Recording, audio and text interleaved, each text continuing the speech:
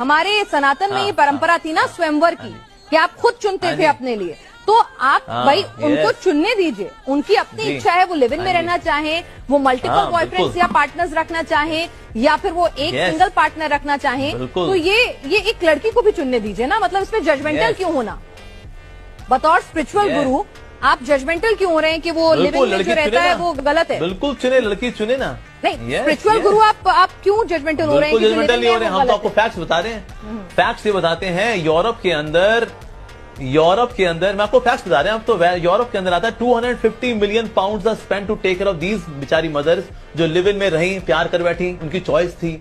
फिर लड़का तो लफंटर था, वो तो आगे चला गया। अब ये अपने बच्चे को लेकर बेचारी संघर्ष कर रही है उसको पालने के लिए। अमेरिका के अंदर $350 million are spent by government to take care of these ladies.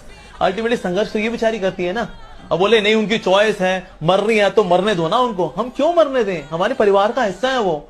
ना समझी में किसी के चक्कर में आगे बेचारी, ना समझी किसी से भी हो सकती है, लड़की से भी हो सकती है, लड़के से भी हो सकती है। तो अगर वो ना समझी में कोई भटक रही हो तो हम उससे जा भटक, तेरी चॉइस है ये तो हम तो बल्कि हम उसको एलिनेट कर रहे हैं हम। तो इसलिए उसको बचाना चाहिए बेचारी को। नहीं तो बेचारी 35 टुकड़े होते हैं बेचारी के, फिर हम कहते हैं देखो तो गलत है, स्त्री का अपमान है। अरे तो लड़कियों को समझाना पड़ेगा कि कभी कभी तेरे से गलती हो सकती है बाबा, लड़के से भी होती है, लड़कियों से भी होती है। तो इससे उनको बचाना ये हमारा कर्तव्य है। हम बोले कि नहीं तो स्वतंत्रता है करने